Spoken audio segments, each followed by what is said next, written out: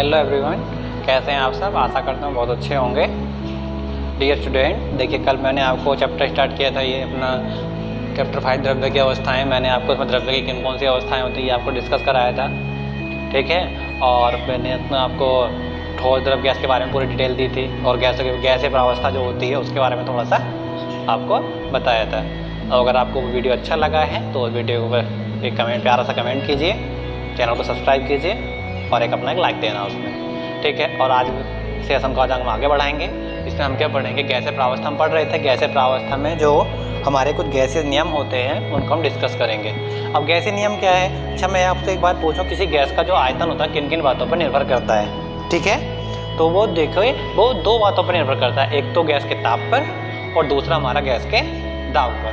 Gas के ताप पर कैसे निर्भर करता है। अभी देखो कोई गैस है, अगर मैं उसका ताप बढ़ाता हूँ, ठीक है, गैसों का अगर हम ताप बढ़ाते हैं तो उसका जो होता है आयतन बढ़ता है, ठीक है। गैसों का ताप बढ़ाएंगे तो आयतन क्या होगा, बढ़ेगा। और अगर गैसों का दाब हम बढ़ाएंगे, ध्यान देना, ताप बढ़ा रहे थे तो क्या हो रहा था, हमारा जो गैसों का आयतन था वो बढ़ता जा रहा था।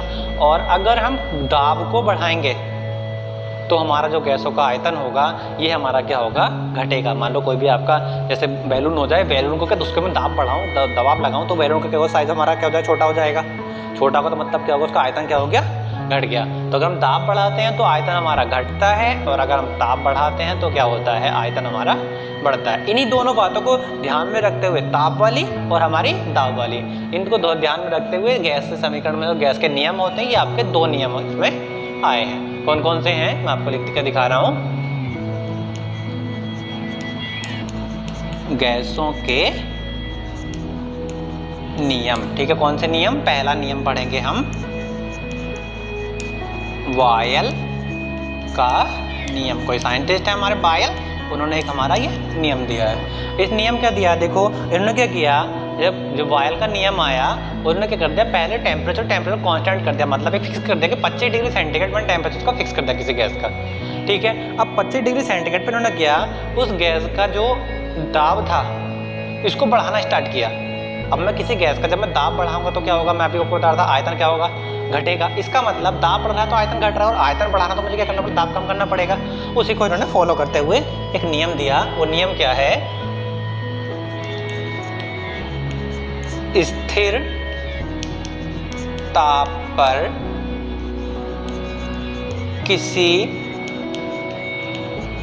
गैस का आयतन उस गैस पर लगे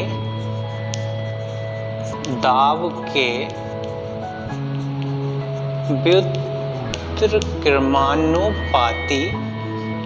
व्युत्क्रमानुपाती होता है, ठीक है। तो यहां से क्या, अगर उसका आयतन क्या हो, यदि आयतन V और दाब कितना P हो, तो जब P होगा तो क्या हो गया, अब जैसे देखो, अब आयतन कितना है, V है, तो V आपका क्या हो जाएगा, व्युत्क्रमानुपाती है ना दाब के, तो B आपका प्रोपोर्शनल जो हो जाएगा 1/P, ठीक है। V आपका प्रोपोर्शनल 1/P हो गया। अब प्रोपोर्शनल वाला साइन हटाएंगे तो यहाँ पे क्या होगा, हमारा कांस्टेंट तो आता है एक, तो मैंने प्रोपोर्शनल का साइन जो हटाया, इसको समीकरण 1 डाल देना। हटाने के बाद ये क्या हो गया, प्रोपोर्शनल का साइन हटाया, इक्वल आएगा, साथ में कांस्टेंट लेके आएगा, क्या हो जाएगा, 1/P, ठीक है। ये क्या हमारा कांस्टेंट हो गया। तो यहाँ से क्या निकल के आया, यहाँ से निकल के आया B प्रोपोर्शनल के 1/P, या P भाग में इधर आएगा तो गुणा में, तो क्या हो जाएगा, VP = K, ठीक है। ये हमारा क्या है, जो आपका नियम है। VP हमारा क्या हो गया, K हो गया। अब ऐसे मान लो कोई गैस थी, आपने जब उस गैस को लिया तो उसका जो हमारा दाब और टेम्परेचर, जो आपका दाब और प्रेशर, कहते हैं आपका दाब है और दूसरा हमारा उसका आयतन, सॉरी, तो अब आयतन है तो आपने करना क्या है, जो आपका आयतन है दोनों मैंने के लिए, मान लो पहले V था और ये हमारा दाब इसका P था। अगर मुझे दाब को बढ़ाना है, मतलब दाब को बढ़ाऊं मैं, तो आयतन क्या होगा, घटेगा। या मैं कह दूं मुझे आयतन बढ़ाना है तो दाब में भी तो परिवर्तन होगा, दाब में आपको दाब तो परिवर्तन होगा, मतलब आयतन बढ़ा, दाब को घटाना पड़ेगा। तो अब मैं क्या करूंगा, यदि आयतन V से V1 हो जाए, ये कितने का V से V1 होगा, चाहे आपका इंक्रीज हुआ हो या डिक्रीज हुआ हो, उससे मतलब नहीं है, जाए तो दाब क्या हो जाएगा, दाब P से P1 हो जाएगा। क्यों हो जाएगा, उसका पीछे का रीजन क्या है, क्यों हो जाएगा ये, क्यों, देखो ये क्या था, हमारे इरप्रोपोर्शनल थे, मतलब V को मैं बढ़ा रहा हूँ तो V हमारा क्या, P हमारा घट रहा था, लेकिन P को बढ़ाऊंगा तो V हमारा घटेगा, ठीक है। तो मैंने क्या, द V से V1 और P से P1 हो जाए तो हमारा क्या हो जाएगा, V1 जो आपका निकल के आएगा प्रोपोर्शनल 1/P1 या V1 equal to K 1/P1। यहाँ से क्या हो जाएगा, V1 P1 equal to K, V1 P1 equal to K। समीकरण डाल देंगे इसको, ये एक थी, ये 2 और ये जो हमारी हो गई 3, ठीक है। इसी प्रकार क्या, अब जैसे हमने देखो V1 लगाया तो क्या आया, V1 लेकर V1 लगाओ तो क्या रहा, V1 P1 बराबर K। इसी प्रकार क्या हो जाएगा, यदि आयतन V2, V3, V4 dot dot dot तथा दाब कितना P1, P2, P3 आगे डॉट डॉट डॉट हो, तो क्या हो जाएगा, देखो V1 P1 बराबर के, तो यहाँ से निकल कर जाएगा V2 P2 बराबर पे क्या आएगा K, V3 P3 बराबर भी K। आगे सब ऐसे चलेंगे तो इसको डाल दो समीकरण नंबर 4 और ये हमारा 5। समीकरण एक तो है नहीं, यहाँ से हमें 2 चली थी, 2 3 4 5 डॉट डॉट डॉट से क्या होगा, देखो सबके बराबर क्या है, इसके बराबर BB के बराबर भी K है, V1 P1 के बराबर भी K है, इनके सबके बराबर K है, यानी कि राइट साइड में सबके क्या है, K है। जब राइट साइड बराबर तो लेफ्ट साइड खुद ब खुद बराबर होगी, तो यहाँ से निकल के आएगा VP बराबर V1 P1 बराबर V2 P2 बराबर V3 P3। इस तरह से करके तो आएगा, या आप इसको उल्टा करके देखें तो P1 जैसे ये हो गया, P3 आगे डॉट डॉट डॉट, या PV बराबर क्या हो जाएगा, P1 V1 बराबर P2 V2 बराबर P3 और V3 आगे डॉट डॉट डॉट। तो यही क्या है हमारा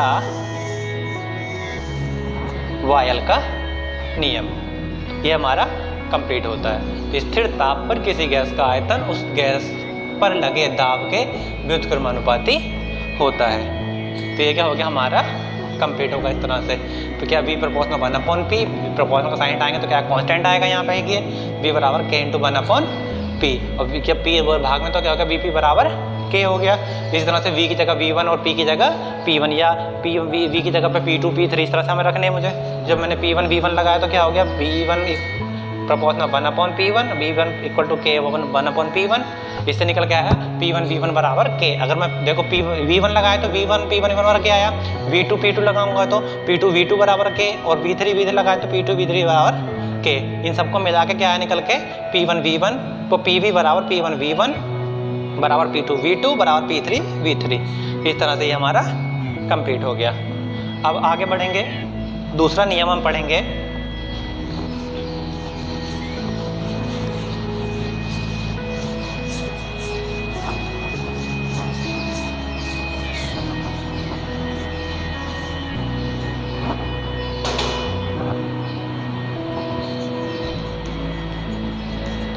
चार्ल्स का नियम। ये दूसरा साइंटिस्ट है चार्ल्स, इन्होंने क्या इस पर काम किया, इन्होंने काम किया कि इन्होंने क्या करते हैं, दाब को स्थिर रख दिया। अब की बार दाब को स्थिर रखकर टेम्परेचर से परिवर्तन करने, मैंने आपको बताया था ना, या तो ताप से परिवर्तित हो जाता है, ताप बढ़ाऊंगा तो आयतन बढ़ता ही है, उसी पे थ्योरी पे इन्होंने काम किया। तो इन्होंने क्या कर दिया, स्थिर दाब पर किसी गैस का आयतन उसके परम ताप, ध्यान रखना कौन सा ताप है ये, परम ताप, कैपिटल टी से इसको प्रेजेंट करते हैं, के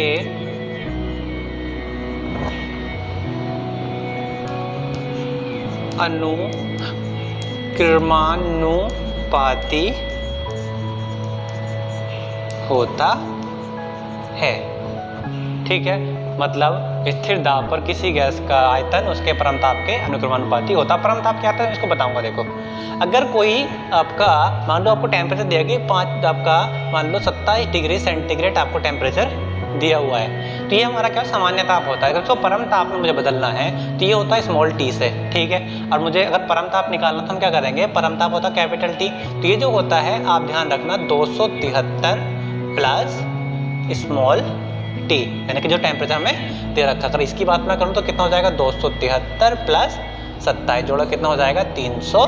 और इसकी यूनिट जो होती है वो होती है हमारी केल्विन। अगर यानी कि टेम्परेचर अगर आप केल्विन में नाप रहे हो तो वो क्या होगा, हमारा परमताप होता है। तो परमताप कैसे निकालेंगे, कैपिटल जो आपका स्मॉल टी दे रखा है उसमें क्या करेंगे 273 हम ऐड कर देंगे। ठीक है, तो इसी से हम काम करेंगे आगे।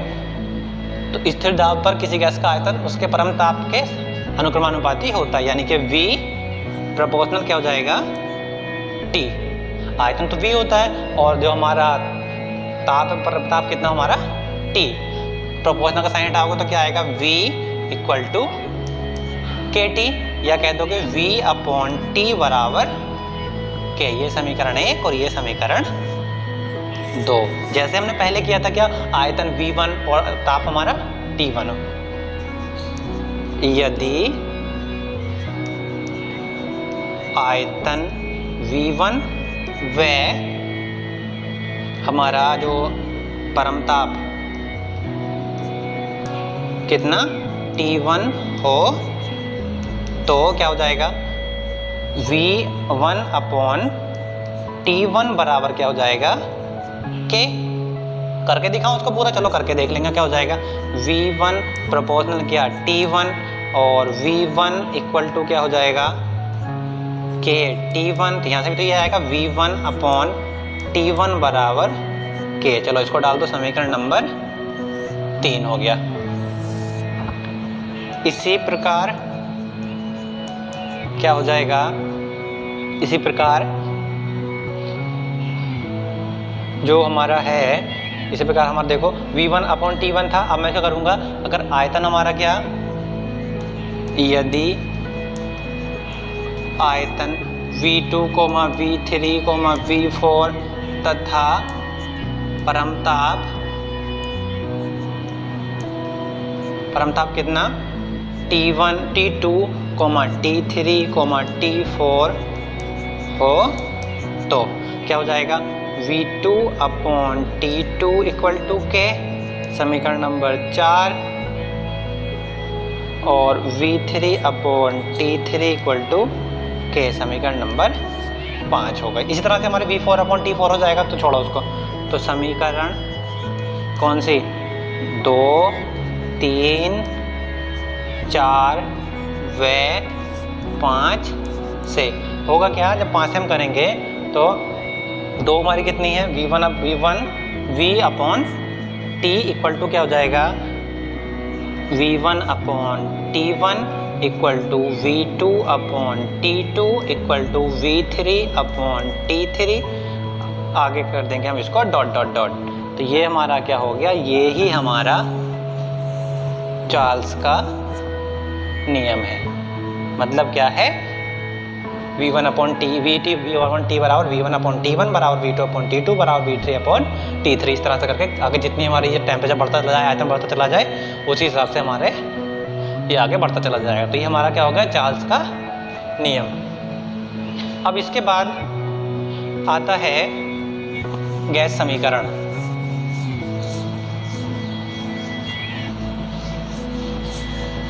ये इंपॉर्टेंट है आपका।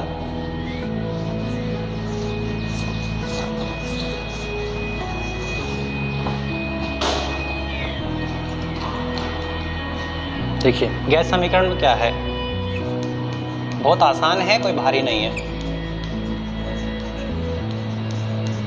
अब गैस समीकरण क्या है? तो गैस समीकरण के दो समीकरण हमारे गैस के, जो हमारे गैसों के दो परिवर्तन हमारे बन के, एक तो चार्ल्स वाला नियम हमने पढ़ा, एक बॉयल का नियम हमने पढ़ा। बॉयल के नियम में क्या पढ़ा था? जो उसका आयतन होता है वो दाब के व्युत्क्रमानुपाती होता है, और चार्ल्स के नियम में क्या पढ़ा है? जो इसका हमारा आयतन होता है वो परमताप के समानुपाती होता है। अब इन दोनों नियम को क्या कर दिया मैंने? मिक्स किया तो मिक्स करके जो हमारा बन के आया वही हमारा क्या है? गैस समीकरण। कैसे लिखेंगे हम? बॉयल तथा चार्ल्स के नियम से। बॉयल तथा चार्ल्स के नियम क्या है? देखो बॉयल का नियम तो क्या था? बॉयल का नियम तो था V प्रोपोर्शनल 1/P समीकरण एक, और चार्ल्स का क्या था? V प्रोपोर्शनल कैपिटल T परमताप था, ये समीकरण नंबर 2। देखो दोनों V के प्रोपोर्शनल तो हैं, देखो ये भी V के प्रोपोर्शनल, ये भी V के प्रोपोर्शनल, तो यहाँ से क्या जाएगा? समीकरण 1 व 2 से क्या हो जाएगा? V प्रोपोर्शनल T ऊपर, क्योंकि T अपॉन 1 तो है, T है, T अपॉन 1 मान लो, तो क्या जाएगा? T upon P। यहाँ से ये तो आया V proportional T upon P। अब प्रोपोर्शनल का साइन यहाँ से हम हटाएंगे, तो जब प्रोपोर्शनल का साइन हटेगा तो ध्यान रखना यहाँ पे हमारा कांस्टेंट K ना होके कांस्टेंट क्या आएगा? R T upon P। ठीक है, अब ये क्या हो गया? R जो है हमारा, बताऊंगा R भी क्या है, तो P हमारा क्या? P उधर भाग में इधर आएगा तो गुणा में, तो क्या हो गया? PV बराबर R T। ठीक है, एक तो ये, और उसके बाद हम क्या लिखेंगे? यदि गैस के मोलों की संख्या कितनी हो? N हो तो क्या हो जाएगा? PV equal to NRT। ध्यान रखेंगे इसको, या अभी आगे बढ़ा दूं मैं इसको। PV बराबर N क्या होता है? मोलों की संख्या कैसे निकालते थे? मोलों की संख्या निकालते थे हम भार बटे, मतलब किसी पदार्थ के मोलों की संख्या निकालते हैं हम क्या करते हैं? पदार्थ का भार बटे अणुभार, तो यहीं पे ये हो जाएगा W upon M R T। अब मैं आपको बताऊं, देखो P क्या है इसके अंदर? P क्या है? हम कह देंगे गैस का दाब है, V क्या है? गैस का आयतन है लीटर में, और W क्या है? W है हमारा गैस का भार। लिख दूं मैं चलो यहाँ पे, जहां स्मॉल w बराबर गैस का भार, ठीक है, और जो आपका m रहेगा गैस का अणुभार, ठीक है, और जो है ये आपको ध्यान रखना है, ये क्या है? गैस स्थिरांक। ठीक है, गैस स्थिरांक हो गया, और T तो आपको पता ही है परमताप है, लिख दो फिर भी चलो मैं उसको। T बराबर क्या है? परम ताप। ठीक है, तो ये हमारा क्या है? ये हमारा जो हो गया गैस समीकरण कंप्लीट हो गया। अब इसमें देखो एक ही आया है R, इसकी वैल्यू जो होती है ये आपकी अलग अलग टाइम, मतलब अलग अलग जो कहते हैं यूनिट में, जैसे हम पढ़ते हैं ना ऐसा यूनिट हमने पढ़ी हुई है, तो जो होती है अलग अलग, जैसे मान लो आयतन की यूनिट हम ml ले रहा हूँ तो, या लीटर ले रहा हूँ तो मुझे उसी हिसाब से अलग अलग होती है, जो अलग अलग होती है। मतलब इसको T जो होती है मान लो मोल के हिसाब से अगर हम उसको निकालेंगे अब लीटर में, आयतन में लीटर में लेके निकाल रहे हो तो अलग आएगा, और मैं ml में लेके निकालूँ तो अलग आएगा। ठीक है, तो अलग जैसे हमारी जो पद्धति पढ़ी है ना, हम लोग अपनी M के पद्धति पढ़ते हैं, FPS है हमारी, SEGS है, तो उन पद्धति के हिसाब से जो R है इसकी वैल्यू अलग अलग होती है। ठीक है, तो मुझे उसकी वैल्यू होती है पूरा, मैं 3 उसमें आपका चार्ट है, मैं उसको कंप्लीट आपको पूरा चार्ट आपको कल बोर्ड पे बना के दिखा दूंगा, उसमें से आप इसको तीनों के तीनों वैल्यूज में हमारा क्या हो सकते हो, लिख सकते हो अपना। हर सवाल में मतलब जैसे हम इसके क्वेश्चन करेंगे इन पे, हम कल हम जिस पे न्यूमेरिकल पोर्शन है, न्यूमेरिकल पोर्शन हम करेंगे इन पे, तो जो उसमें जरूरत पड़ेगी मुझे R के मान की, तो जब R का मान रहेगा जैसे क्वेश्चन की डिमांड होगी उस हिसाब से हम अपना R का मान लगा लेंगे। तो उसके लिए हम पूरी टेबल में आपको पहले कल टेबल बनवाऊंगा, उसके बाद उसके जो न्यूमेरिकल है वो मैं आपको कंप्लीट कराऊंगा। आई होप आपको ये समझ में आया होगा। अगर समझ में आया है तो वीडियो को लाइक करना है, कमेंट करना है प्यारा सा, और वीडियो को सब्सक्राइब, चैनल को सब्सक्राइब करके वीडियो को ज़्यादा से ज़्यादा इसको शेयर करना है। ठीक है, तो बस आज के लिए इतना ही है। Thank you.